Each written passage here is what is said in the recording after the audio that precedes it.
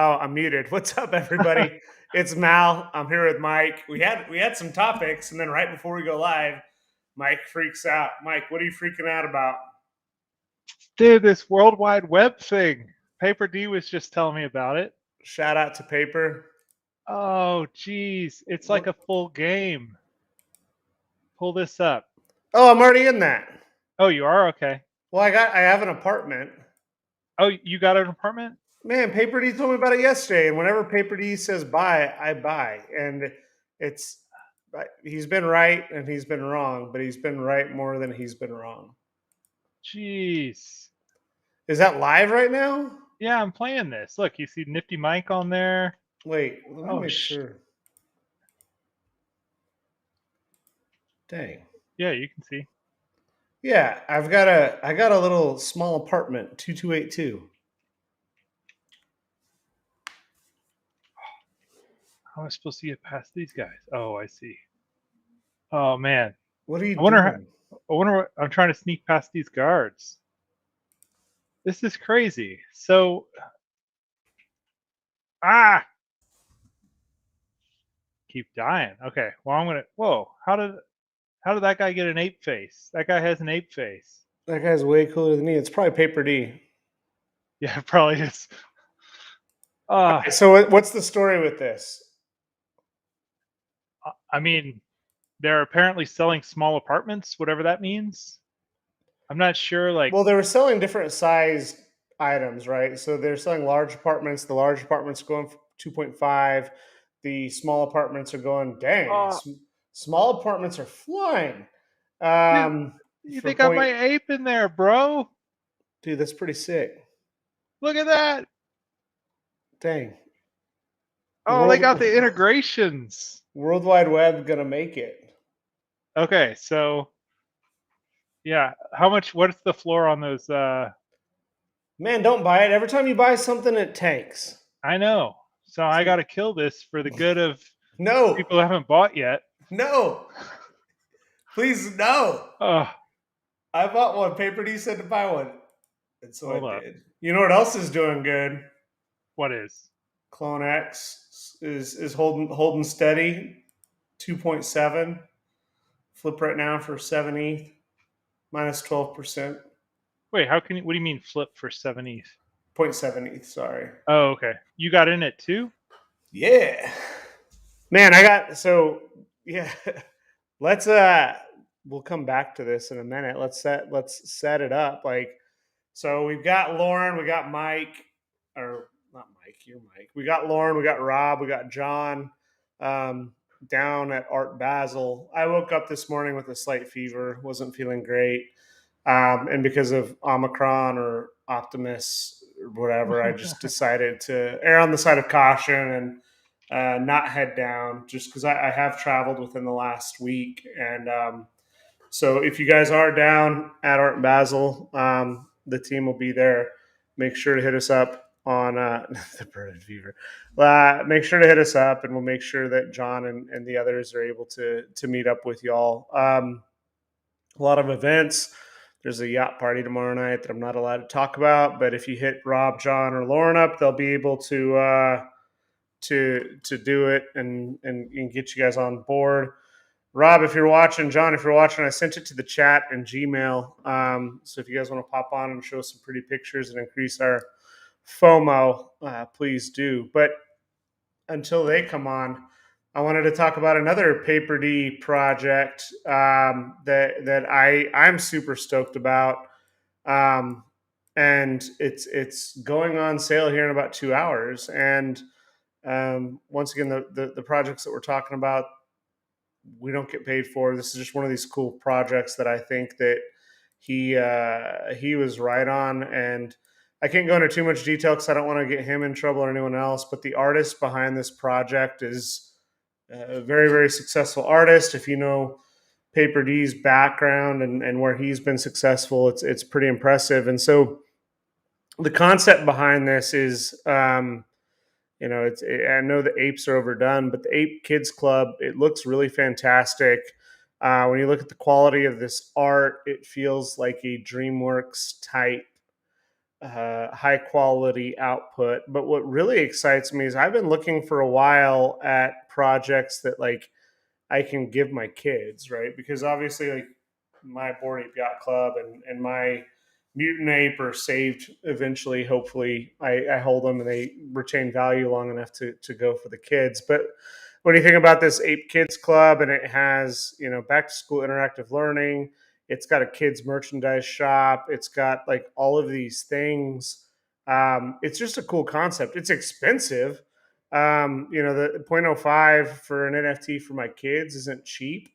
But when you look at like the high quality of the art and everything else, it's hard to bet against. And this artist that's behind this project, his Genesis piece is owned by one of the biggest collectors in the world. And so for me, like one of the things that was really interesting, and I won't pull up the OpenSea now, but like the animation for like the on the far left here, the animation on like the minted piece that's like the pre-reveal is just such high quality. And so for me, when I'm starting to think about my core tenants, like does it tell stories, is it good art, does it resonate with me, like are they docs, like all these things, like this project just looks really really cool. And like the quality of the project and the quality of the art is just exceptional. And so for me, I'm particularly excited about this project. Yeah, I think it looks really good. It's got definitely it's gone in a different direction than a lot of projects go, where it's safe for kids, sort of. I assume I haven't looked at every single avatar, but so far, I mean, most of them looks like safe for kids to see. There's not like eyes popping out like Bored Ape and a number of other much worse things that you might see on other projects. But it's a nice, fun, like really lighthearted, bright collection. Definitely really creative. Like a lot of the different attributes look really, really creative. And the renderings are all really high quality too, so that's always nice. Their roadmap is really interesting. I was just taking a peek at it. Like he's talking about, um, it's very like kid developmental focused. So I think that's really interesting. Um, To that they point haven't real really. quick, and I don't mean to cut you off, like I agree with you, but like this is the problem. Like Noobs wanted to be like an onboarding platform for people who are uncomfortable with NFTs. Like so, like one of the things that I worry about with this is like, you know, the question that I just had up that I took down to not cover your face is like, do you guys think it's possible that this is a future blue chip? Like yeah, but if it is, like kids can't afford it, right? Like so Mhm. it's like there's these two contradicting ideas. Like number one is like the roadmap is great for and this is just objective thought regurgitation out loud. But when you think about the project, it's like, yeah, you the speculator and he wants it to go up in value incredibly. And you like the mission because as a parent of two young kids, like it would be cool to have like give them NFTs that are awesome. But it's also like if you're gonna pay 0.05 for it and then it becomes a blue chip, do you want to give your kids $500,000? And then like when do Ugh, they have the right to sell it or not? Like yeah. there's these silly things. And so and this is the other issue that I have with NFTs very briefly, and I'll shut up and let you finish your thought, is that like not everything has to move, right? Like we're in the super speculative phase right now where like eventually like people buy comic books because they like comic books. They don't necessarily um they're not necessarily hoping that like this comic goes to the moon, right? People buy Pokemon cards because they like Pokemon cards. Not everything has to 1000x, and so like there could be a lot of these scenarios where um, you buy these NFTs like knowing that like they're probably not going to go down in value, but they're not necessarily going to go up 100x. And so for me, like yes, right now I hope every NFT I buy goes up 100x. To your question, Matt, but I don't have that expectation with everything. And like this is just one of those good projects where once again, I don't know how doxed the artist is, but when you look at the art and background behind them, I feel pretty confident. I can't believe I'm not following them. I feel pretty confident in their ability to execute. And I mean, just look at that. Look at, oh, you can't see it. Um, when you look at like the quality that goes into this, like it feels like a AAA studio. Like look at the quality, the fur, like, and I see the Alien Boy comments, and you could see like some of the these have been promised since the beginning, like Super Yetis and everything else. So once again, like not financial advice, don't FOMO in, but this is the type of project that gets me incredibly excited. Yeah, for sure. Yeah, I definitely am really interested to see what portion of the roadmap they are able to kind of hit their vision on. Just to finish up my last statement, like the idea of, you know, you have to introduce your kids to stuff like this. I mean, your kids are about the right age. Mine are probably a little bit young. Your point about giving your kid a blue chip, you wouldn't give your 8-year-old kid a Lamborghini because that would be You wouldn't stupid. steal a car. Right. So, like, you know, that whole aspect is a little bit weird, but the rest of it, of, it's, you want to introduce your kids to the metaverse, and because that's going to be their life in 10 years probably. So seems like a great way to do it. It's he's trying to do his best to have like educational aspects to it and have it be relatively clean. So I think that's really cool. As far as like, will it really get to that blue chip status? I'm not sure if derivative stuff has that much legs, and so maybe this is the ideal thing for it to be kids focused, is a derivative project, because they tend to kind of stay a little bit um, depressed just because they are derivatives versus trying to do it with like a fresh IP. So Yeah. Well, there's also that consistency where like people feel comfortable with it, where like it won't have those necessarily peaks, but it also people would be more willing to kind of come in to it because we have seen the derivatives at least do well for a while. I think this one's different enough because of the quality of the animation, like those types of things that resonate. And once again, Paper D was right about World Wide Web and a lot of others. Dead Fellas. I was right about Anonymice, but he's been able to pick them pretty good, and so for me, it's one of those things. Like I'm gonna go into it with the mindset to say, like I've been saying for a long time that I'm gonna buy NFTs and I hope to give them to my kids. But this is one of those projects that I'm gonna buy 3 if I can. If gas isn't crazy to one of the questions, I'm gonna keep one. Maybe I'll buy 4, one for my wife, one for me, and 2 for the kids, and then like it becomes a fun thing that the 4 of us get to enjoy together, which would be really cool. And then if you have fun with it, like who cares if it goes up or down in value? But if the kids can benefit from that roadmap, it would be really cool. yeah, for sure. Yeah, I don't know if I'll pick up 4, but I definitely will pick up at least one. I'll With probably pick up gas, 2. gas could go crazy. How bad is gas right now? I don't know. It was 160 a few minutes ago. All right, so let's talk about wizards and dragons. Yeah. So, okay. So the very first thing I noticed when Wolfgame came out was they were like, this entire project is Creative Commons. And I was like, that's weird, but cool, but weird. But I knew what that meant is that the second that thing comes out, you're going to have 50 clones of it. Right. So before, like, you know, I was introduced to it about 2 days after it was announced publicly, so I was about a day late, basically.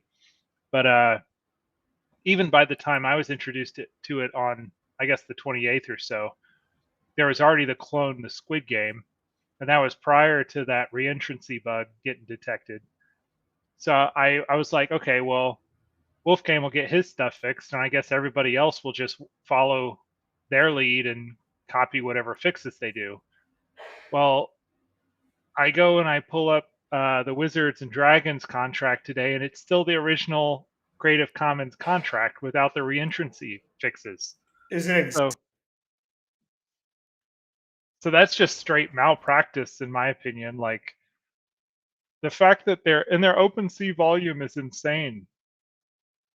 So they I don't like you're definitely you're going to have a lot of mess to clean up if you go and you copy a project and then sell it out and then it has a bug like that and you don't know how to fix it because you copied the project. So it, copy pasta? yeah. So they're definitely in a bit of a pickle. What is the volume? What did you look up how much volume they've done on this project so far? I will in a second, but I wanted to pull up this user 221. And like it's funny because like this was one of the things that people started seeing. So like this is the first bug, right? Like people were able to exploit the contract to mine or not mine, mint the wolves when it was Yep. the like so the wolf game. And I'm still in the wolf game. I've held my sheep and I'm hoping for some awesome thing. But I did comment on Wolf Game today from the NFT Culture Twitter. Where's my money, man? With Stewie beating up Brian because my wool is still in purgatory. But you know there were three strikes, right? The first strike was like, okay, people started being able to mint the wolves directly, just like the flaws in the Meebits contract. The second one was the exploit that like you could claim 300 times the wool that you should be able to, and then there were rumors of a third exploit that weren't necessarily true. And so when you look at this code, all of a sudden you start seeing that like this user starts minting all of these dragons, right? And Hmm. like that's a big red flag. And so you start thinking about, okay, like what else is going on with this, and what other flaws are in here. The surprisingly, and once again, I'm not as close to this, so if anyone has more information in the chat, please correct us if we're inaccurate. But the floor is pretty solid at 0.32 given this, but like this is also like the copy paste thing, right? Like there's the whale game, there's the bear game, Bears Deluxe is about to come out with a game like Wolf Game. And is it really a game? It's like Stake, Gamble, and Pray should be like the name of the game. Like I'm gonna give up control for a certain period of time. I'm gonna hope that the tokenomics work out okay, and I'm gonna pray that I get the wool back, or whatever the outcome is. And so this is one of the things that kind of frustrates me about calling them games, because like Crypto Raiders is objectively a game on blockchain, on Polygon. Like you get it, you mint it, you go fight a battle. If you win, you get new items. You can equip those items. You can go fight more battles. You can pay Orm to get more. And like playing the game and the flywheel or the tokenomics are two completely different things. They're not intertwined together. But like this is purely like tokenomics with yeah, and granted, it's really cool. Like what Wolf Game did, if there weren't bugs in it, it Hmm. would. And I think Wolf Game could still be good because like the right teams behind it, and like Yeah. they were able to stop the contract, mint the contract, change the game, and like innovate and do different things. So I still think like there's a lot of upside. But then like every time Wolf Game fixes something or innovates somehow, like there's going to be a bunch of people that are following it, and just they're going to copy it immediately. So how long can this go on with the copying? Yeah. It's very interesting. And you would at least expect the people copying to use the latest versions, not an old version too. So that's kind of a weird scenario. But yeah, I think your point about the team behind Wolfgang is clearly very competent because the idea is very simple and very elegant that they came up with. And so I think they will continue to come up with fun stuff.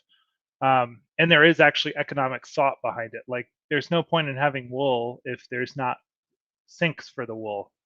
So you need to make sure that you generate the wool and you have a sink for it, and it wool has its own value, and then they have the risk mechanics in there. But these other projects that just do the copy pasta approach, like they really like they're just kind of hoping that they're following the recipe properly. If they don't follow the recipe perfectly, it's a delicate ecosystem, And now all these people have all this money tied up in your project. And, you know, those people are all going to get potentially screwed because you didn't follow the recipe properly. So it seems super duper high risk. Granted, they done like 3,600 ETH volume. So that's a huge amount of even secondary market fees that they've made off of that. But yeah, I don't, it's, it's so weird that they did the Creative Commons thing. It just really blows my mind because that means they did the entire project. People are like, here's the weirdest thing about it for me. This is what's really weird. How often do you see projects have a white paper, right? Like It one or two depends. out of 20 projects has a white paper at most, right? It's Well, not a common thing. well, this is the thing. Like, it's DeFi wrapped NFTs have white papers, right? Like I guess DeFi, so. all DeFi had a white paper. Every DeFi Yes. project Every had a white DeFi paper. project has a white paper, right? But Yes. most Nifty projects certainly don't have a white paper. They don't unless they're NFT wrapped DeFi or DeFi Okay. wrapped NFT, right? Like, and I've Sure. been talking about this for a while. It's like if the objective of the game is to sell an NFT to create a token that is going to go up in value, and now you're playing both sides, like you're then like it's really DeFi that's like wrapped as an NFT. Okay. And so, like, a good early indicator of that is, like, is there a white paper? Is It there a yeah. token? It just And reminds me the reason let me just tell you why I brought it up. So there's this thing that people used to do, like when they were map makers used to do this, and probably dictionaries did it too. So map makers would put fake cities on maps that they would make. That way, if someone copied the map, they would see the fake city and know that it was a copy.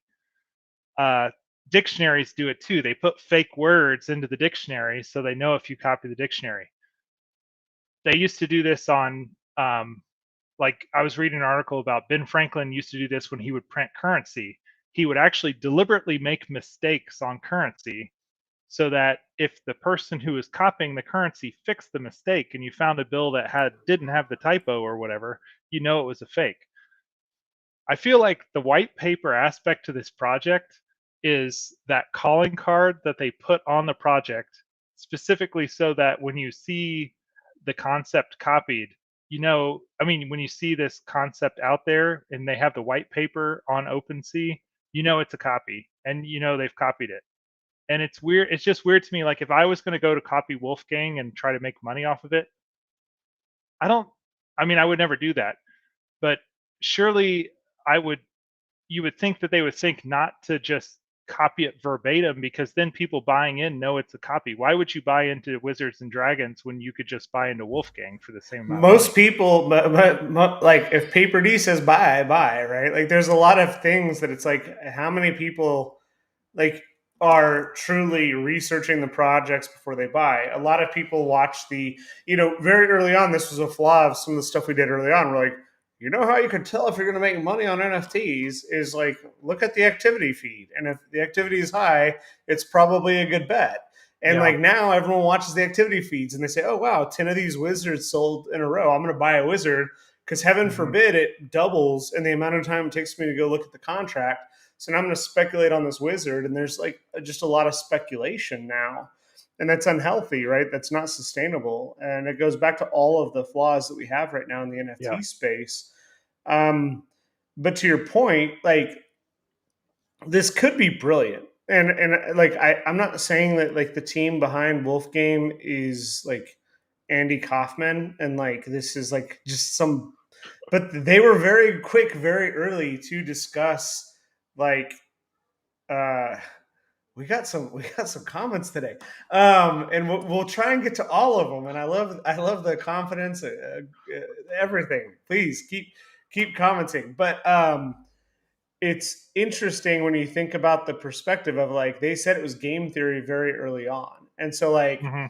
it Is was, the project itself game theory? yes, that's what I think. It's like, Oh, geez. here, how can you manipulate markets 101? Like, you pump the market, it pumps up to this insane crazy thing, and then you freeze the market, and you see, like, what's incredibly interesting is that it didn't completely crash, right? But we didn't get access to our wool and our sheep and our wolves if they were staked. They said, "Here, we'll give you your sheep back, but you can't get your wool back." So now I have my sheep back, and I could choose: do I sell my sheep, and my sheep are still worth 10x what they were when I bought them? But do I play the long game? Yeah. Like there's and like when you think about a complex system, it's like even if it wasn't meant to be this complex game, because I don't think anyone's really that smart, but I think like their mindset going into it was a game theory first principle, right? Because it was game theory built into the contract and everything else. So to say like, one or the other, like, did they have bugs intentionally? I don't think so. Just like it's not human nature to I don't do that. wait. Let me jump on this for a second. This is getting real conspiratorial here for sure. My beautiful I'm just dark twisted fantasy, shout out. nice, but I'm Hey, gonna real yeah. quick, shout out to Virgil. Virgil helped. He wasn't the artist behind it anyway. Rest in peace.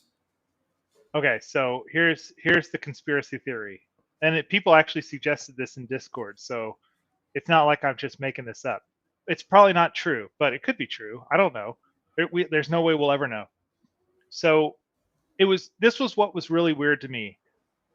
The whole reentrancy thing is like pretty well known. It's not like Nifty 101, but it's definitely like if you're writing contracts, it's pretty commonplace for you to know about reentrancy bugs.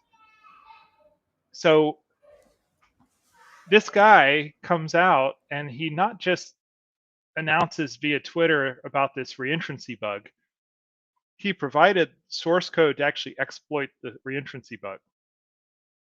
But then later, Shepard says, "Hey, his DM got buried, and that's why I ignored it. I've talked to him, and he's a good guy, or whatever." But it just is really weird that a team that could come up with like a really elegant and simple and pretty complex, but it's like elegant simplicity and complex to a very complex problem. Right. It's weird that they could be that good at developers that they clearly are Solidity experienced like people, not know about reentrancy. And then it's also really weird that this guy came out with this exploit that he actually published the code for the exploit, which means like that's also pretty top tier like Solidity sort of situation to be able to see it and be able to write up the code to exploit it, not just understand how there's a problem, but be able to provide people with the problem. Like you could make a case that you could make a sketchy conspiracy case, but you could make a case that that was the same team coming out with that exploit just to shut down the system and then just see what happens, like creating chaos to see how chaos affects the system. And I So mean, like, and that the yeah, I agree. It's like when you think about like the earliest mechanics of it is like this is a game, this is game theory. Like you're buckle up, right? And you had the choice to stake or not stake, and they told you very, very, very clearly, and I didn't listen. That and the timing was also interesting, right? So mhm, like it was so I bought two, and I just like I do when I shouldn't do. Like I didn't pay close attention. So when I had acquired 20,000 wool, I um, I sheared my sheep and I got my wool, and the wolves took a 25% hit, and then I realized, oh damn, I now have to wait. And so my two sheep created enough wool. And so then as soon as possible, I was 25% over so that I could go gamble to get either another sheep or a wolf. I did it, right? I sacrificed all my wool. And then I went and, 50%, my sheep got stolen by the wolves. And then not long after, like from a timing perspective, it was I go to bed and I'm like I'm looking at everything and I'm like watching the market, and there's only like 300 of these NFTs and they're all moving. Like, is it whitewashing or washing? Like, what are they doing here? But these sheep are just going up parabolically in value, and I'm mhm, like, I can't unstake my sheep because I didn't have 2 days of wool. And then when I wake up in the mhm, morning, game is frozen. mhm, Like the timing elements of all this, and once again, like I'm sounding like a conspiracy theorist as well, but it's like super interesting to think about. Like it's Andy Kaufman level. Like if this is a game, it's like, oh, it's really cool. And then if you think about if it is a game and like if it all is documented that it was all planned and somehow like there's a someone who can show that this was all planned, like it's even more brilliant. And then you think about like the long-term implications for the plan. But it's fun, it's crazy, it's expensive, but I can tell you that I wish I didn't stake those sheep. I would have sold both of them for 7 and had 14 Yeah. ETH. Oh man. I would have probably sold them at 1 each, and it just had 2 ETH, but that still would have been a win. Yeah. So yeah, it's yeah. And the other thing I was wondering is like, is it the original team behind all the clones too? Because the people who'd be able to roll out the clones the fastest is the original team, because they still have to. The reason why I'm suspicious of is rolling out all these clones is if like it's not that easy to I come don't up think with it's that. pixel I'm art. not an artist. Like I could come up with shitty pixel art in 6 hours, right?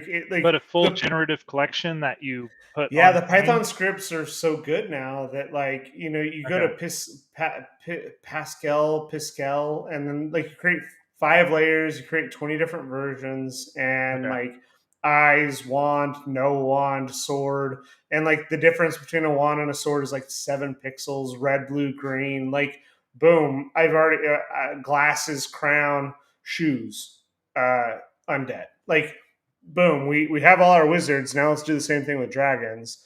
And like someone could do it because it's pixel art. Like, and that's not to talk, like diminish pixel art. Like the best pixel art is like the best pixel art ever.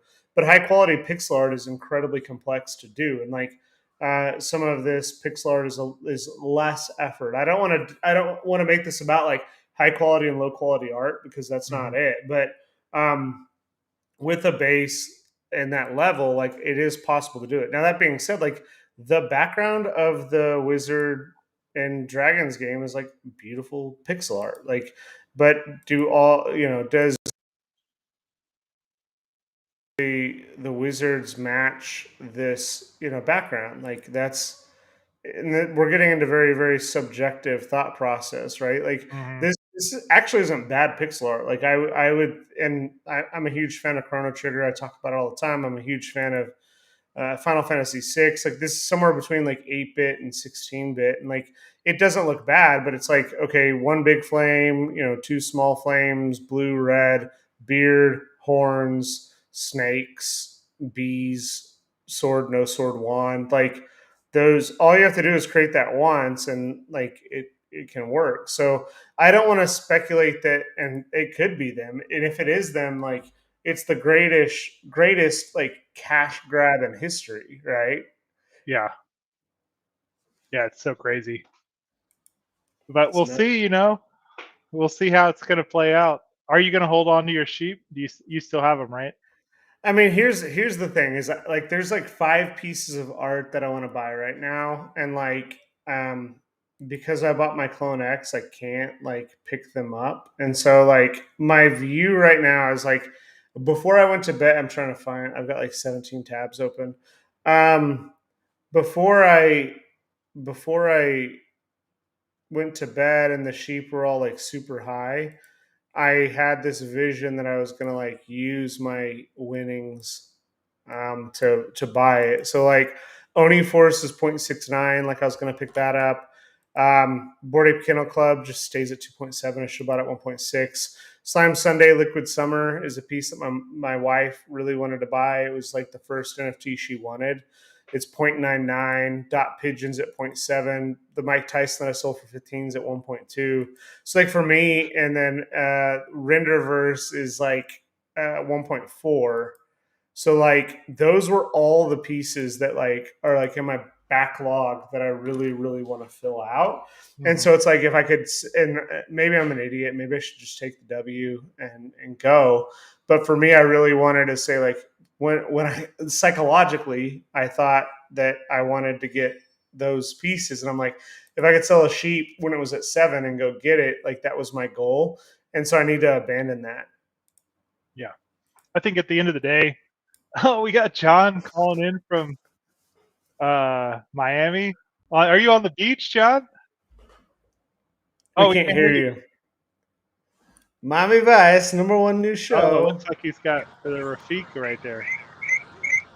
Oh, y'all are creating echo. Hey, we can't hear you guys. Can you hear me now? Yeah, I can hear you, yeah. Oh, Robbie's on too. Okay, we can hear y'all now. Is that Rafik? Yeah, we're Rafik now. That's pretty sick. man, they just put that screen on the sand? That's crazy. That looks awesome though. I saw a picture of this. I didn't realize it was dynamic. It was moving the whole time. So it's like a moving piece. That's amazing. It's I'm not Malachi. yeah. Oh no. Press Good thing you pass can't on. see it. That's cool. All right. You guys having fun? Yeah, man, it's awesome, man. The NFT buzz is insane. Everywhere you go, the conversation is almost exclusively about NFTs. It's wild. Every street conversation we passed as we were walking was about NFTs. That's awesome. I wish I was there. You need to be. You hopping on that plane tomorrow, or is that bourbon blue still got you down? It wasn't bourbon booze. It was it was a little bit of neuroses, a little bit of hypochondria, and a little bit of fever. And y'all have known me for 20 plus years, so you know there's a little truth to that. Hey, wait, but- I got something for John. John, while What's we up? got you. What's up? Hey, remember your old Into the Ether? Your Beeple piece? Yeah, my iconic piece. I'm waiting on it to drop to about 10 ETH. Yeah. Okay. You know what Yeah. someone picked one up for this week? No, what? Someone picked one up for 8.5 ETH this week. You're Somebody what? Yeah, somebody paper handed it. I've been up in Dude. the people forums lately because I'm trying to solve this human one puzzle.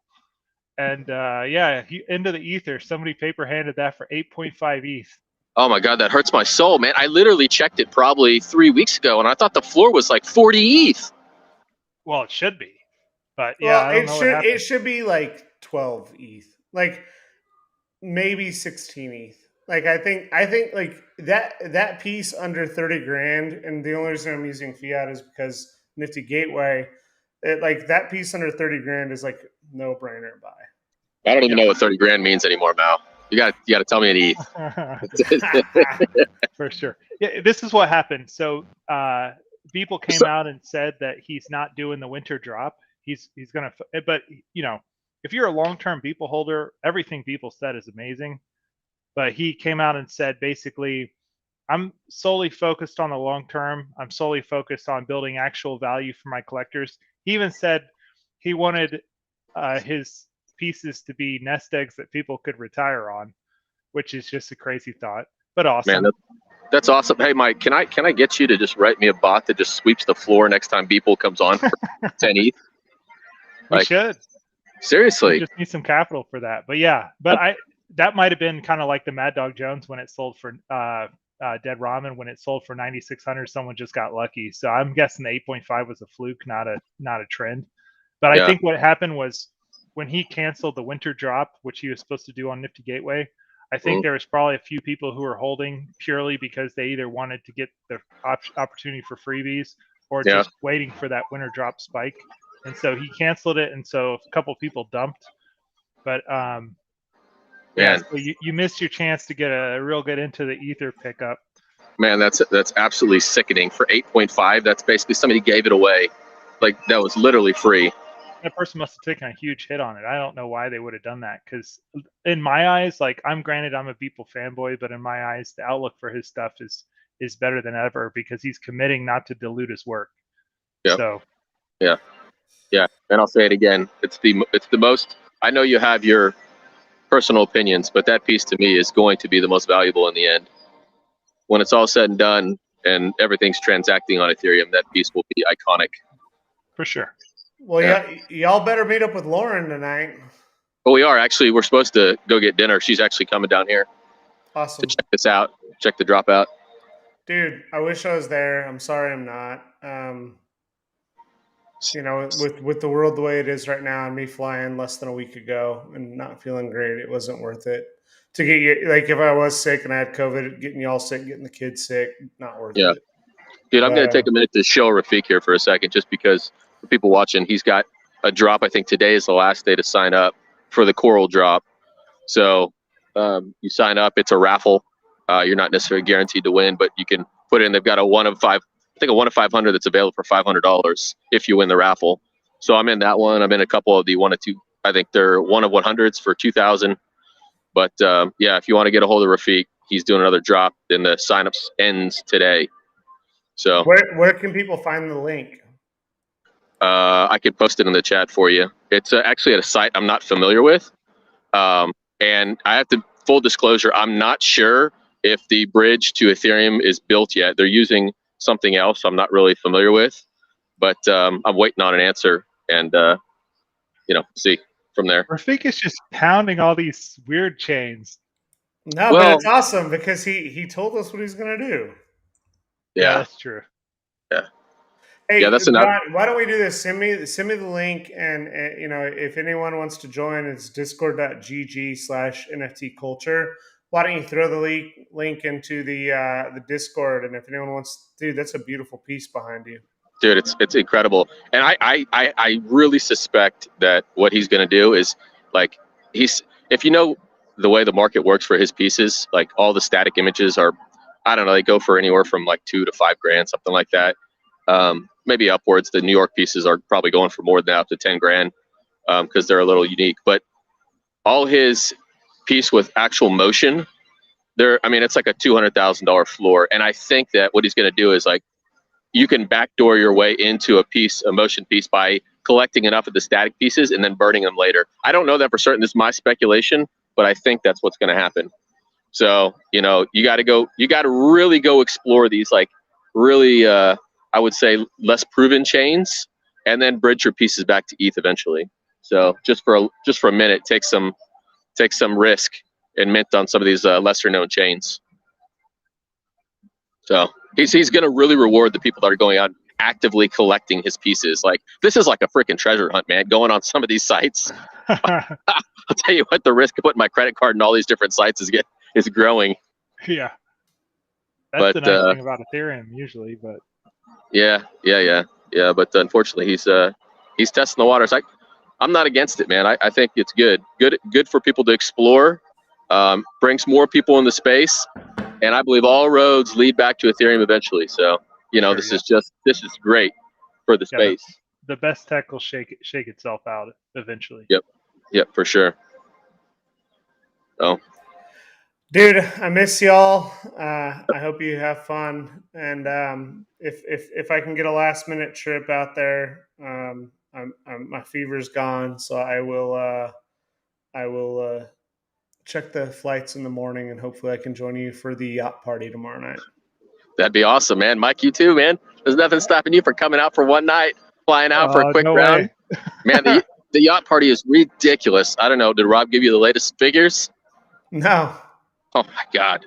I think they're over 2,500 RSVPs, and I think the capacity is like 300 people. So it's gonna be crazy. Are you serious? Yeah. So yeah, if you got an NFT cult token, go message Rob. DM Rob.